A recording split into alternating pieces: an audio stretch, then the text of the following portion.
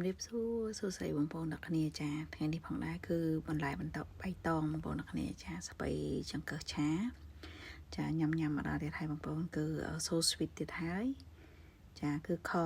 ជើងឈុកមួយពងទាអាហេតូចខ្ញុំគាត់កំងចាគឺឃើញបងប្អូនអ្នកគ្នាអាហេតូចចូលចិត្តខអាហេធំចូលចិត្តម្ជូរគ្រឿងចាខ្ញុំចូលចិត្តម្ជូរធម្មតាអញ្ចឹងគឺអត់មានអីប្លែកទេចាសម្លម្ជូរវិលជុំតែម្ដងចាបងប្អូនតោះទៅមើលពីវិធីខជាមួយខ្ញុំបងប្អូនចាខ្ញុំដាក់ស្ករយើងឲ្យរៀងពុះតិចមកចាខ្ញុំដាក់ខ្ទឹមសចូលហើយបន្ទាប់មកខ្ញុំដាក់ជាមួយនឹងដុំស៊ុបខ្នុរចូលមួយដុំជាមួយស្ករយើងនឹងដើម្បីឲ្យឈ្ងុយនិងមានជាតិផងដែរបងប្អូនអ្នកគ្នាចាបន្ទាប់មកគឺខ្ញុំដាក់ដុំស៊ុបយើងចូលឲ្យរៀងរលាយចារលាយឡើងឈ្ងុយហើយចាខ្ញុំយកជើងជ្រូករបស់ខ្ញុំហ្នឹងចាជើងជ្រូកហ្នឹង3ជាហៀងបងប្អូនអ្នកគ្នាចាដោយសារចំហៀងហ្នឹងគឺតិចដែរទេចាអញ្ចឹងអ្នកលោកគាត់កាប់ឲ្យចាចាំរត់ទៅយើងលាងសម្អាតទៅហើយឲ្យស្រស់ចាដាំទឹកដាក់ស្រស់លាងចេញសម្អាតឲ្យស្អាតហើយចាយកមកដាក់ជោគឆ្នាំងខតែម្ដងចាម្រេចខ្ញុំដាក់រៀងច្រើនចាខ្ញុំចូលចិត្តម្រេចដាក់ស្ករប៊ីចេងចាទឹកត្រីអីចឹងមកចាខរបស់ខ្ញុំហ្នឹងចាបន្ទាប់ពីដាក់ចូលហើយគឺខ្ញុំយកគម្របក្របចាំនាទី2នាទីចឹងទៅចាបន្ទាប់មកនេះគឺឲ្យរៀងចាក្រហមចឹងទៅខ្ញុំចាប់ដើមយកវែកឆាហ្នឹងមកកូរត្រឡប់ជាមួយនឹងជើងជ្រូករបស់យើងហ្នឹងចាឲ្យពណ៌ក្រហមស្អាតចឹងណាបងប្អូនអ្នកគ្នាចាកូរទៅកូរមកបែបនេះឲ្យសាបទៅចាបន្ទាប់មកខ្ញុំខប់ទឹកប្រហែលជា2-3នាទីទៀតបន្ទាប់មកនេះបងប្អូនរៀងដាច់ទឹកបន្តិច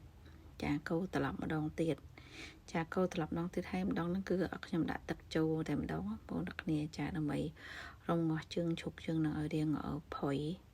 ចាកូរត្រឡប់ចឹងចាគឺជើងជ្រូកយើងឡើង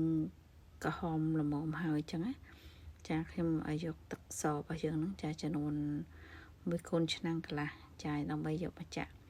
ចូលដើម្បីរំងាស់ជើងជ្រូកយើងនឹងឲ្យរៀងផុយបងប្អូនចាគឺខ្ញុំចាក់មកស្មើសាច់ហ្នឹងតែម្ដងចាបងប្អូនចាតែនឹងឲ្យខ្ញុំថែមទៀតចាឲ្យស្មើសាច់ចាប់តមកគឺខ្ញុំដាក់ពងទាចូលតែម្ដងពងទានឹងផងដែរគឺចំនួន10គ្រាប់បងប្អូនអ្នកគ្នាចាជើងជ្រូកខពងទាគឺអាហេតូចខ្ញុំគាត់អ្នកកំងបងប្អូនអ្នកគ្នាចាបើសិនជាគាត់អត់កំងទេគឺគាត់អត់ញ៉ាំទេអញ្ចឹងគាត់កំងធ្វើឲ្យគាត់ញ៉ាំទៅចាបន្ទាប់មកគឺខ្ញុំបិទគម្របចាពី3នាទីអញ្ចឹងទៅដើម្បីឲ្យពុះចាបន្ទាប់មកគឺខរបស់យើងគឺរឿរបងប្អូនចាគឺរំងាស់ឲ្យតែផុយទៅគឺឆ្អិនហើយចាអញ្ចឹងខ្ញុំដាក់រំងាស់ខយើងចោលខ្ញុំចាប់ផ្ដើមមកឆាបន្លែរបស់យើងម្ដងចាបងប្អូនខ្ញុំបំពងខ្ទឹមសឈ្ងុយហើយខ្ញុំដាក់ស្ពៃចូលតែម្ដងគឺស្ពៃចង្កឹះបងប្អូនចាស្ពៃចង្កឹះដែលគេដាំលើទឹកបងប្អូនអ្នកគ្នាចាយកមកឆាគឺសួយឆ្ងាញ់មែនតើបងប្អូនចាគឺអត់មានដាក់អីទេច្រើនទេមែនតែខ្ទឹមចាអំបិលស្ករប៊ីចេងខ្ទឹមសរបស់យើងប៉ុណ្្នឹងឯងចាតិចមកចាគ្រឿងយើងតិចមកអញ្ចឹងឲ្យទឹកត្រីយើងចាដាក់តែប៉ុណ្្នឹងទេចាប្រហែលជាមួយស្លឹកភៀកដែរអញ្ចឹងបន្ទាប់មកគឺខ្ញុំឆាត្រឡប់ស្ពៃរបស់ខ្ញុំឲ្យឆ្អិនមកចាស្ពៃនឹងផងដែរចាគឺបងប្អូនអ្នកនេះគឺយកទៅញ៉ាំជាមួយខចាញ៉ាំខទៅមានឲ្យស្ពៃឆានឹងមួយមុខទៀតចឹងណាបងប្អូនអ្នកនេះដើម្បីឲ្យមានបន្លែបៃតងញ៉ាំខ្លះកុំឲ្យញ៉ាំតែសាច់ពេកចាបន្ទាប់មកគឺបន្លែរបស់យើងគឺឆ្អិនហើយបងប្អូនអ្នកនេះចាទៅចាប់ដើមមើលខរបស់យើងវិញចាខរបស់យើងក៏មើលទៅថាល្មមឆ្អិនដែរបងប្អូនអ្នកនេះចាក្រហមល្មមគួរឲ្យចង់ញ៉ាំហើយចាគឺសាច់រៀងផុយហើយចារៀងលបេះឆ្អឹងចេញហើយចាអញ្ចឹងខ្ញុំរៀបចំទៅយកទៅញ៉ាំតែម្ដងអញ្ចឹងណាបងប្អូនអ្នកគ្នាចាអរគុណច្រើនសម្រាប់បងប្អូនអ្នកគ្នាចាដែលបានទស្សនាវីដេអូញ៉ាំចាខពងទាជាមួយជើងជ្រូកនិងឆាបន្លែចាស្ពៃខៀវតាំងពីដើមរហូតដល់ចប់ផងដែរចា